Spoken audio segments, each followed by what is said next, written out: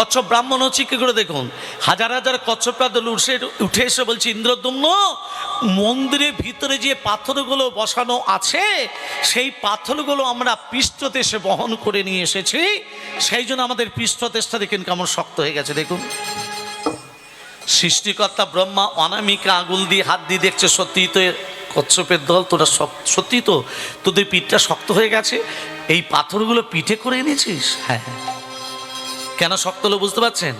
এবার বলি, ব্রাহ্মণরা যে কোনো আঙুলে কাজ করে না, অনামিকা আঙুলটায় কাজ করে। কেন করে? রাধে রাধে ভক্তমণ্ডলী মায়েরা, তত পরে আসছি। যদি কোনোদিন কচ্ছপ দেখে থাকেন, যে দিকটায় ইটের মতো শক্ত, মাঝখান দিকে তাকিয়ে দেখবেন সুতোর মতো একটা লম্বা দাড়ি কাটা আছে, সেটা হলো কচ্ছপের পইতে। কচ্ছপকে মেরে দেওয়া মানে ব্রহ্ম হত্যা করা। হাত জোর করে বলছি, কেউ কোনোদিন যেন মেরে দেবেন না বাবা। মেরে দেওয়া মানে ব্রহ্ম হত্যা করা। মন্দির তো দখল হলো, দেবতা তো নেই। দৈব মানি করে বলছি, ইন্দ্রদম্ন আমার দেহটা কাঠ হয়ে ভেসে এসেছে, কাঠটার গায়ে শঙ্খ চক্র গদা পদ্ম অঙ্কিত হয়েছে। কাঠটার নাম হলো দারুণ ব্রহ্মকাষ্ঠ। কাঠটার নাম দারুণ ব্রহ্মকাষ্ঠ। ওই কাঠটাকে কাঁধে করে নিয়ে আসবে, নিয়ে আসতে বৃদ্ধ ভাস্করের সঙ্গে দেখা হবে। আর ওই বৃদ্ধ ভাস্কর ওই কাঠটি থেকে 3টে মূর্তি তৈরি করবে, জগন্নাথ, বলরাম, সুভদ্রা। ইন্দ্রদম্ন কাঠটাকে কাঁধে করে নিয়ে আসতে বৃদ্ধ ভাস্করের সঙ্গে দেখা হলো। বৃদ্ধ ভাস্কর বলছে, আমি হচ্ছি বিশ্বকর্মার গুরু, আমার নাম হচ্ছে অনন্ত বাসুদেব মহারানা। তাহলে এই যে বিশ্বকর্মার গুরুদেবের কি নাম বললাম মা? হরি বল হয়ে গেছে। বিশ্বকর্মার গুরুদেবের নাম হচ্ছে অনন্ত বাসুদেব মহারানা। হ্যাঁ, বিশ্বকর্মার বাহন কে? কেউ বলতে পারবে না। বিশ্বকর্মার বাহন কে? তাহলে বিশ্বকর্মার গুরুদেবের নাম অনন্ত বাসুদেব মহারানা। বিশ্বকর্মার বাহন হলো হংস। পাকা দাড়ি, পাকা গোঁফ, ইয়ং বয়সের নয়। রাধে রাধে। হাতি নয়। ভক্তমণ্ডলী মায়েরা, বিশ্বকর্মার গুরুদেব অনন্ত বাসুদেব মহারানা। ইন্দ্রদম্ন কাঠটাকে কাঁধে করে নিয়ে আসতে ওর সঙ্গে দেখা হলো, গুরুদেবের সঙ্গে। শোনো ইন্দ্রদম্ন, এই কাঠটি থেকে 3টে মূর্তি তৈরি করতে আমার 21 দিন সময় লাগবে। কতদিন? দরজা জানালা বন্ধ করা থাকবে, খোলা চলবে না। শর্তে মঞ্জুর? মঞ্জুর। এবার বলুন, তোমার জগন্নাথ, বলরাম, সুভদ্রা হাত পা নেই কেন? দরজাটা খুলে দিয়েছিল বলে না। তত্ত্বটা দেখুন। আবার তত্ত্ব, কৃষ্ণ যখন বৃন্দাবন থেকে মথুরা থেকে যখন দ্বারকায়, নারদকে বলেছিল, নারদ বৃন্দাবনের রাধার দুঃখ, রাধার বিরহ, রাধার যন্ত্রণা কোনোদিন আমাকে দ্বারকাপুরীতে শ্রবণ করাবে না। প্রতিজ্ঞা করো নারদ। নারদ প্রতিজ্ঞা করলো যে বৃন্দাবনের রাধার বিরহ, রাধার দুঃখ কোনোদিন আপনাকে শ্রবণ করাবো না। আর দ্বারকাপুরীতে শ্রীকৃষ্ণের প্রধান 2জন স্ত্রী ছিলেন, সত্যভামা, রুক্মিণী।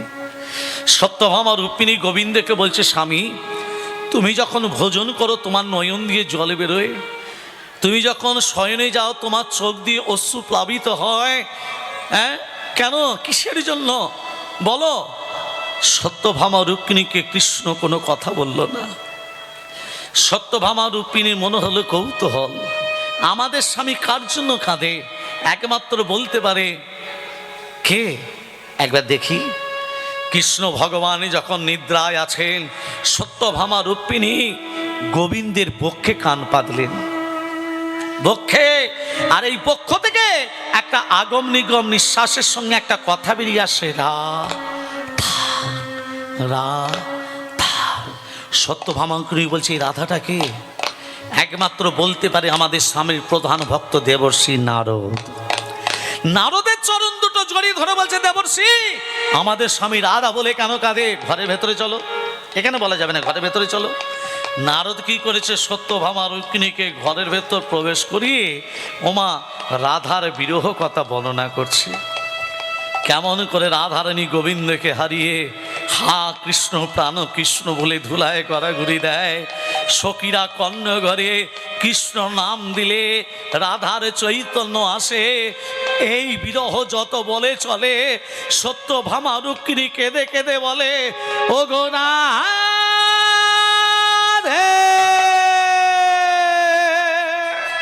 রাধে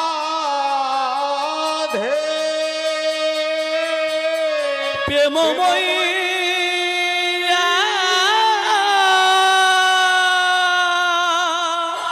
বিনোদিনী রাধে।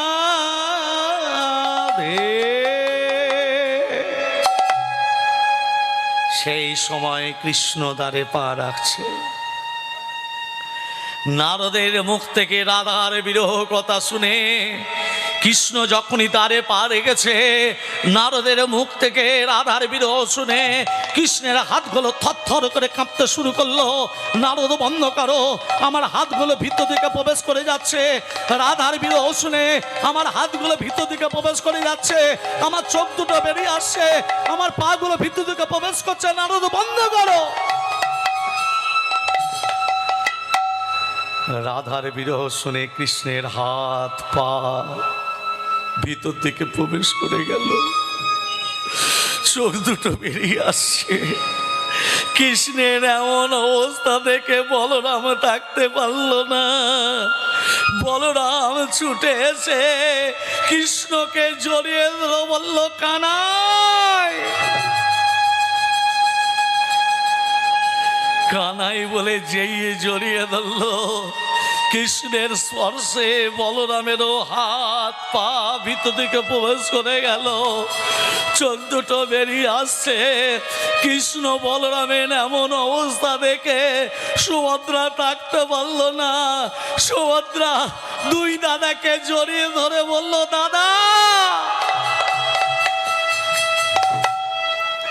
কৃষ্ণ বলরামের স্পর্শে সুভদ্রার হাত পা ভিতর দিকে প্রবেশ করে গেল, চোখ দুটো বেরিয়ে আসছে। কৃষ্ণের এমন অবস্থা দেখে, বলরামের এমন অবস্থা দেখে, সুভদ্রার এমন অবস্থা দেখে নারদ ছুটে এসে বলছে, প্রভু আপনাদের তিন ভাই বোনের হাত পা কোথায় গেল? চোখগুলো বড় বড় হয়ে গেছে কেন? নারদ বলছে, যখনই বলেছে কৃষ্ণ তখন বলছে, নারদ তুমি প্রতিজ্ঞা করেছিলে দ্বারকাপুরীতে রাধার বিরহ কথা কোনোদিন শ্রবণ করবে না। তুমি প্রতিজ্ঞা ভঙ্গ করলে। এই রাধার বিরহ শুনে আমাদের তিন ভাই বোনের হাত নেই, পা নেই, চোখগুলো বড় বড় হয়ে গেছে। নারদ বলছে, প্রভু আপনি তো ভগবান, আগে রূপায় রূপান্তরিত হতে পারবেন। আপনি কথা দিন, যে রূপ দ্বারকাপুরীতে হয়েছে রাধার বিরহ শুনে, এই সমরূপ আগামী ঘোর কলিযুগে আপনারা একই রূপে রূপান্তরিত হবেন। কথা দিলাম, যে রূপ দ্বারকাপুরীতে হয়েছে এই সমরূপ আগামী ঘোর কলিযুগে আমরা একই রূপে রূপান্তরিত হব। তাই ইন্দ্রদ্যম্নকে বলছি, ইন্দ্রদ্যম্ন 21 দিনের শর্ত পূর্ণ হলো না বলে আমরা তিনটে মূর্তির পূর্ণ প্রকাশ পেলাম না। এটা আসল কারণ নয়। আসল কারণ আমরা দ্বারকাপুরীতে তিন ভাই বোন এমন হয়ে গেছিলাম। বল তোর কি চাই? ভগবান যদি ভক্তকে বলে তোর কি চাই, আপনারা কি চাইবেন আমি জানি না। ইন্দ্রদ্যম্ন কি চাইলো জানো মা? ইন্দ্রদ্যম্ন বলল, প্রভু আমার যেন বংশ যেন না থাকে,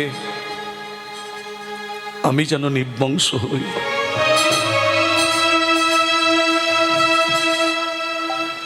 ভক্তের চাওয়া দেখে ভগবানের চোখে জল।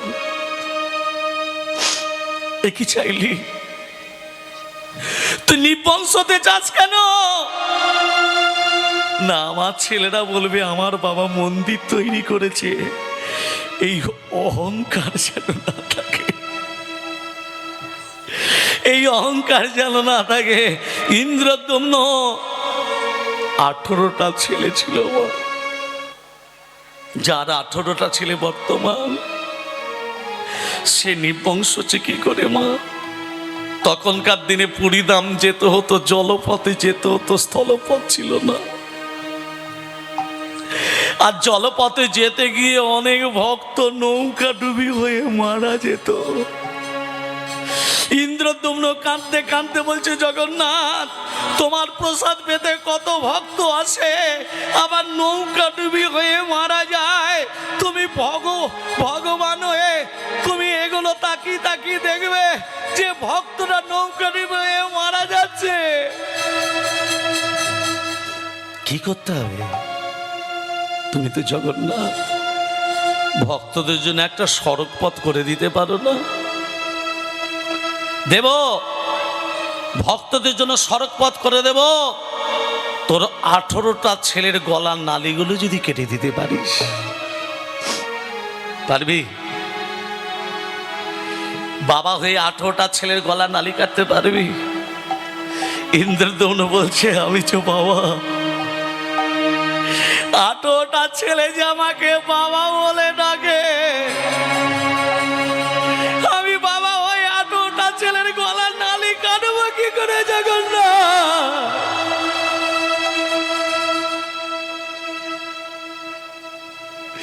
ইন্দ্রদ্যুম্ন কাঁদতে কাঁদতে 18টা ছেলের কাছে যেই দাঁড়িয়েছে, 18টা ছেলে বলছে, পিতা তোমার চোখে জল কেন পিতা? তুমি কাঁদছো কেন পিতা? বলো না তোমার কি হয়েছে, বলো না তোমাকে কে কিছু বলেছে? হ্যাঁ হ্যাঁ হ্যাঁ হ্যাঁ, আমাকে বলেছে। কে বলেছে যার জন্য তোমার চোখে জল বেরোচ্ছে? বলো বলো, তোমায় কে কি বলেছে?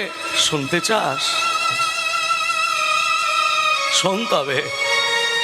জগন্নাথ বলেছে, তোদের 18টা ছেলের গলার নালিগুলো কেটে দিলে ভক্তদের জন্য সড়ক পথ করে দেবে, ভক্তরা নৌকা ডুবি হয়ে মারা যাবে না,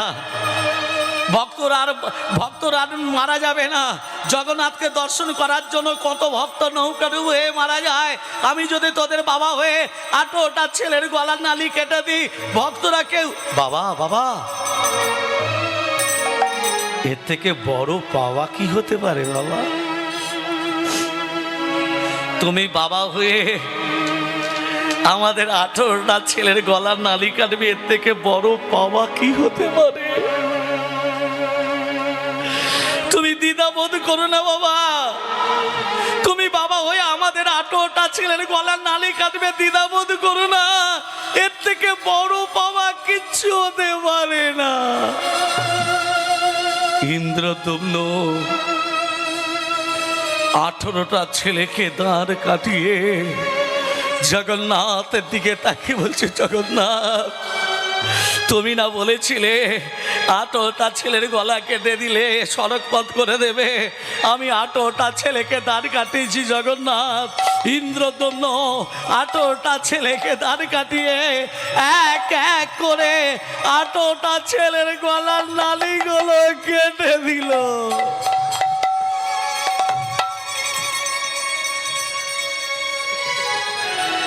18টা ছেলের গলার নালিগুলো কেটে দিয়ে বলছে, জগন্নাথ জীবনে আমি তোমার কাছে কোনোদিনই কিছু চাইনি, আজকে একটা জিনিস চাইছি বাবু, যত ভক্ত তোমাকে দর্শন করতে আসবে আগামী দিনে, যত ভক্ত তোমার প্রসাদ পেতে আসবে আগামী দিনে, তত ভক্তের চরণ ধুলি যেন আমার 18টা ছেলের মাথাতে পড়ে জগন্নাথ, তত ভক্তের চরণ ধুলি যেন 18টা ছেলের মাথায় পড়ে। আধার জামি একাই আমি খুঁজিব তোমায়,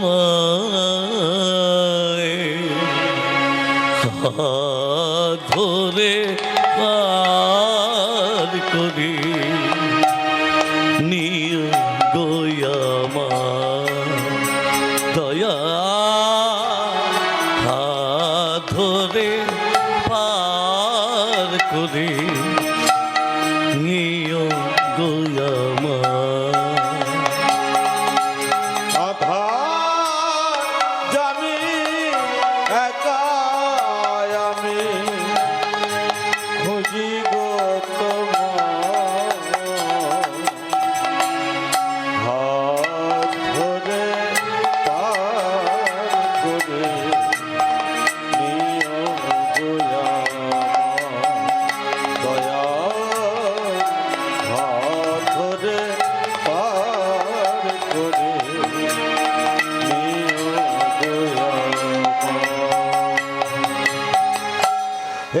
রাধারমণ মদনী মোহন ও গো গিরিধারী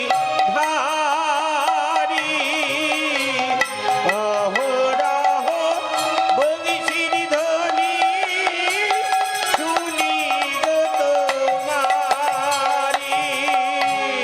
রাধারমণ মদন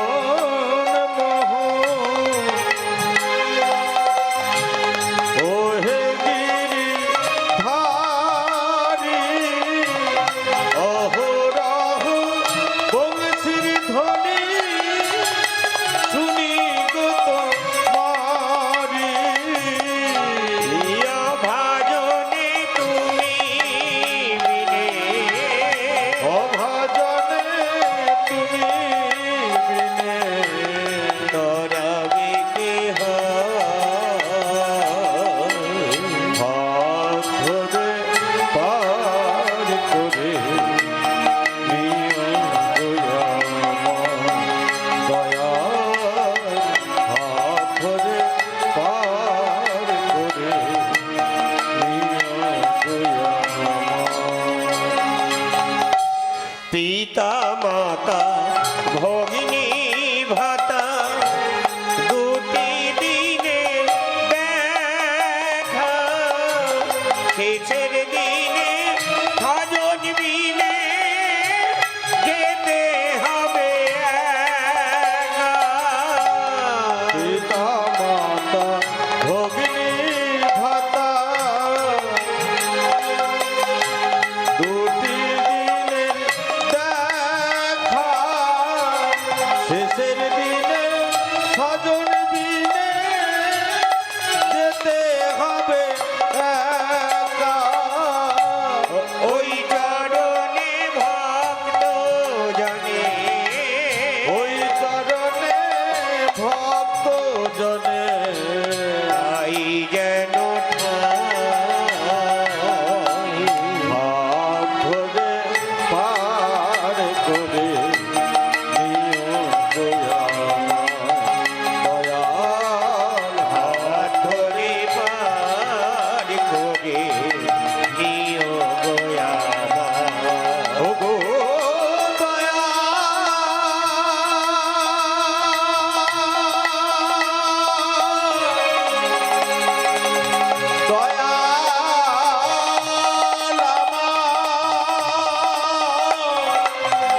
ও গো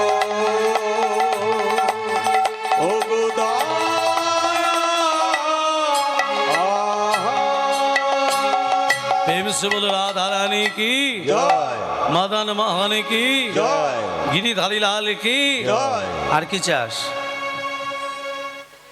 তোমার পুজো করবে কে? তোমার সেবা দেবে কে? তোমার ভোগ রন্ধন করবে কে? এই তত্ত্বগুলো বলবে না? বিদ্যাপতির প্রথম স্ত্রী, তার আগে একটা কথা বলি, এই তত্ত্বটা বলার আগে একটা কথা বলি। আচ্ছা মা, যে যার বাড়িতে ঝগড়া হয় না? হয়তো অশান্তি হয়, ঘরে বাস্তু দোষও হয়, আয় কম হয়, ব্যয় বেশি হয়, শরীরে মারাত্মক রোগ দিনের পর দিন প্রবেশ করছে। হ্যাঁ, কেন? এগুলো দূরীভূত করার একটা আমি উপায় বলে দিচ্ছি। লাল কাপড় কিনবেন, লাল আসন কিনবেন, লাল শালু কিনবেন। কি বললাম? লাল কাপড়, লাল আসন, লাল শালু, একটা নারকেল, 7টা লবঙ্গ কিনে ঘরেতে যে কোনো ঘট থাকে, মাটির ঘটও আছে, হ্যাঁ, তামার পিতল কাঁসার যে কোনো ঘটে গঙ্গা জল দিয়ে দিলেন। গঙ্গা জল দিয়ে আস্তে গঙ্গা জল দিয়ে ওই লাল শালুতে বাঁধা নারকেল এবং 7টা লবঙ্গ লাল শালুতে বাঁধা ঘটের ওপরে বসিয়ে দিলেন। বসিয়ে দিয়ে শনিবার মঙ্গলবার মন্ত্রগুলো শুধু জপ করবেন। করলে কি হবে? বাস্তু দোষ থাকবে না, চলে যাবে। শরীরে মারাত্মক রোগ প্রবেশ করবে না, ঘরে অশান্তি দূরে চলে যাবে, আয় বেশি হবে, ব্যয় কম হবে। এবং ঘরে যদি ছেলে বেকার হয়ে বসে থাকে, যে কোনো কাজে লিপ্ত হবে, যে কোনো কাজ, আমি সরকারি কাজ বলছি না, যে কোনো কাজে লিপ্ত হবে। মন্ত্রটা হলো শনিবার মঙ্গলবার নম বাঘেশ্বরায় নম 1, 2 নম হুং হনুমাতে নম 3 নম সন্ন্যাসী রাজায় নম 4 নম কৃষ্ণায় বাসুদেবায় হরে পরমাত্মনে প্রণত ক্লেশ নাশায় গোবিন্দায় নম নম। মনে থাকবে মা? বেশ, ভক্তমণ্ডলী মায়েরা, আজকে বলে তোমার পুজো করবে কে? বিদ্যাপতি প্রথম স্ত্রী, কি নাম? মাধবী। মাধবীর গর্ভে যে সন্তান না হবে আজীবন তারা পুজো করার অধিকারী হবে। আর কি? বিদ্যাপতি দ্বিতীয় স্ত্রী, কি নাম? ললিতা। ললিতার গর্ভে যে সন্তান না হবে আজীবন তারা ভোগ রন্ধন করার অধিকারী হবে। আর যে জায়গাটা ভোগ রন্ধন হবে, ভাণ্ডর উপরে ভাণ্ড, তার উপরে ভাণ্ড, তার উপরে ভাণ্ড চাপানো থাকবে, তলায় আগুন জ্বলবে, ভোগ রন্ধন হয়ে যাবে। আর কি? আমার স্ত্রীকে একটা আখ্যা দেবে না, এই তোর স্ত্রী তো হরিবৈমুখী ছিল। বলে হ্যাঁ প্রভু, অর্ধেকটা হরিবৈমুখী ছিল, অর্ধেকটা তো তোমার চরণে মতি হলো। বলে তোর স্ত্রীকে আমি অর্ধরূপী নিলাম, তোর স্ত্রীকে আমি মাসির আখ্যা দিলাম। প্রত্যেক বছর রথযাত্রায় তোর স্ত্রীর কাছে যাব, 7 দিন থাকবো, মাঝখানে পেট পুড়ে খাবো, আবার চলে আসবো। তাহলে জগন্নাথের মাসিটা কে মা? রাজা ইন্দ্রদ্যুম্নের স্ত্রী রানী গুন্ডিচা। আর কি চাস? আমার 18টা ছেলের গতি কিছু করবে না? এই 18টা ছেলের গতি বলতে চাস কি তুই? না, তুমি তো কৃষ্ণ, তুমি তো জগন্নাথ, গতিটা কি করতে চাস? বলে প্রভু, আমি অন্য কিছু চাই না, আমার 18টা ছেলে যে রঙের কাপড় পরে আছে, সম রঙের কাপড় মন্দিরের চূড়ায় পতাকা রূপে যেন দেয়া হয়। প্রতিদিন দেওয়া হবে, পাল্টানো হবে, দেওয়া হবে, পাল্টানো হবে, দেওয়া হবে, পাল্টানো হবে। 18 দিন দেবার পর, ভালো করে মন দিয়ে শোনো, 19 দিনের দিন প্রথম দিনে যেটা চরণ হয়েছিল সেটাই আবার চরণ হবে। বেশ, আচ্ছা এবারে বলি, পুরীধাম যারা বেড়াতে গেছেন, পুরীর মানে জগন্নাথের মন্দিরে যারা দর্শন করেছেন, বা 6 দিন 7 দিন 8 দিন যে যতদিনই থাকেন না কেন, গজা নিয়ে এসছেন নাকি? হ্যাঁ, জোরে বলুন, এসেছেন? সবাইকে দিয়েছেন নাকি? ভালো করেছেন। তোরা যাইবি পশ্চিমে, বলবি দক্ষিণে, দাঁড়াবি পূরব মুখে, গোপন প্রীতি গোপনে রাখবি, থাকবি মনের সুখে। বুঝতে পারলেন না? যাইবি পশ্চিমে, বলবি দক্ষিণে। নবদ্বীপ যদি বেড়াতে যাও, নবদ্বীপ যদি তীর্থ ভ্রমণ করতে যাও, বলবে বাপের বাড়ি যাচ্ছি।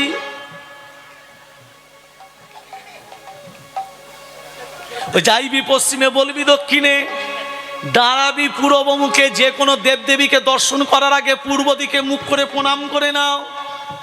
বুঝতে পারলেন? পুরীধামে যাও, নবদ্বীপ যাও, বৃন্দাবনে যাও, যে কোনো তীর্থে ভ্রমণ করতে যাও না কেন, আগে পূর্ব দিকে মুখ করে প্রণাম করে নাও, তারপর দেবীকে প্রণাম করো। দাঁড়াবি পূর্ব মুখে। গোপন প্রীতি, প্রীতি মানে কি? ভালোবাসা। ভালোবাসা কাউকে জানাতে আছে কি? জোরে বলুন। জানাতে নেই? তুমি যে ভালোবাসা করে আনলে পুরীধাম থেকে বা নবদ্বীপ থেকে বা বৃন্দাবনে, হ্যাঁ, তুমি যখন যাচ্ছ সবাইকে যদি বলো আমি নবদ্বীপে যাচ্ছি, নবদ্বীপ, বলবে এই তুই নবদ্বীপ যাচ্ছিস, 100 টাকা নিয়ে যা, আমার নামে পুজো দিয়ে দিবি, পুণ্যের ভাগ বসিয়ে দিবি। পুণ্যের ভাগ বসিয়ে দিল। ওই জন্য গোপন প্রীতি গোপনে রাখবি। ভালোবাসা কাউকে ভাগ দিতে নেই, হ্যাঁ, থাকবি মনের সুখে। যখন পুরীধাম থেকে ঘরে আসছো, সেই ভালোবাসা কাউকে ভাগ করে দিতে নেই। আর দিচ্ছে ভাগ করে কি? এবার বুঝে নাও। ভাগ করে দিচ্ছে না, যেটা কিনে নিয়ে এলো, কত দেবে দাও না, দাও। গোপন প্রীতি গোপনে রাখবি, থাকবি মনের সুখে। ভালোবাসা গোপনে রেখে দাও, বিলিয়ে দিতে নেই। বলে প্রভু তুমি তো কৃষ্ণ, তুমি আজকে জগন্নাথ হয়েছো, কাকে কোথায়? মাঝেতে সুভদ্রা ভগিনী, দক্ষিণে বলো না। মাঝেতে সুভদ্রা ভগিনী, দক্ষিণে বলরাম। মাঝেতে সুভদ্রা ভগ্নি, দক্ষিণে বলরাম। বাম পাশে দাঁড়াইছেন কৃষ্ণ ভগবান, বাম পাশে দাঁড়ায়েছেন কৃষ্ণ ভগবান। আর বাম পাশে দাঁড়াইছে কৃষ্ণ ভগবান। এই দাঁড়া দাঁড়া প্রভু, একটা কথা আছে আমার। কি কথা? না তুমি কৃষ্ণ, তুমি জগন্নাথ, আমার মনে একটু অভিলাষ, আমরা জীবনে তো কোনো পূর্ণ অর্জন করিনি, তা কেন পূর্ণ অর্জন করিসনি এ কথা ভাবলি কেন? না আমার ভাবনাটা হচ্ছে তুমি যখন কৃষ্ণ, আমাদের রাধারানী কোথায়? বলে কেন রাধারানীকে তোর আবার কি প্রয়োজন, আমি তো আছি। বলে না, আগে রাধা পরে কৃষ্ণ, তবে হয়েছে রাধা কৃষ্ণ। রাধারানীকে না হলে আমি সেই নবলীলা প্রকাশ করব কি করে? তাহলে যেতে হবে বৃন্দাবন। বৃন্দাবনে না গেলে রাধা দর্শন হবে? জোরসে বলো রাধে রাধে। বলো রাধে রাধে রাধে না, চলো বৃন্দাবন ধাম। বলো রাধে হরি রাধে বল। রাধে নাম, নামছে। বৃন্দাবন ধাম। বলো রাধে রাধে রাধে নাম, চলো বৃন্দাবন ধাম। বলো রাধে রাধে রাধে নাম, চলো বৃন্দাবন ধাম। বলো রাধে রাধে রাধে নাম, চলো বৃন্দাবন ধাম।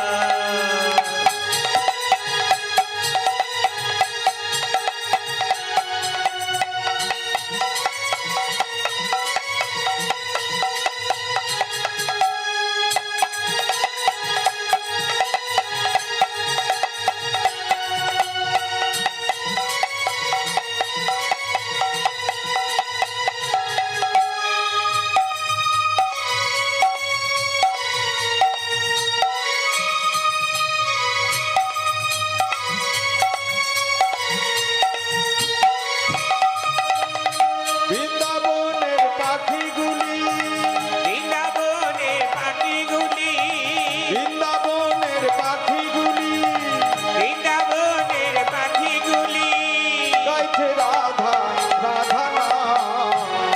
বলো বলো বলো বলো বলো বলো বলো বলো বলো বলো বলো বলো বলো রাধে রাধে রাধে নাম, চলো বৃন্দাবন ধাম। চলো রাধে রাধে নাম, চলো বৃন্দাবন ধাম।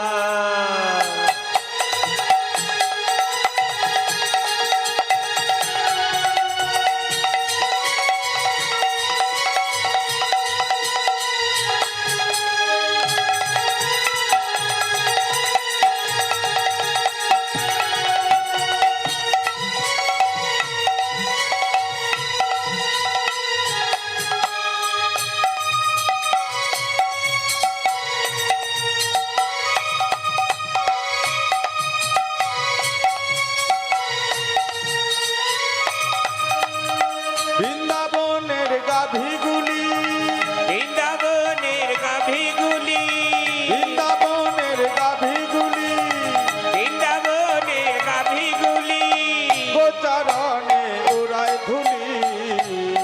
বলো বলো বলো বলো বলো বলো বলো বলো বলো বলো বলো বলো বলো রাধে রাধে রাধে নাম, চলো বৃন্দাবন ধাম। বলো রাধে রাধে রাধে নাম, চলো বৃন্দাবন ধাম। চলো বৃন্দাবন ধাম, চলো বৃন্দাবন ধাম। চলো বৃন্দাবন ধাম। প্রেম সে বলে রাধা রানী কি জয়। মদন মোহন কি জয়।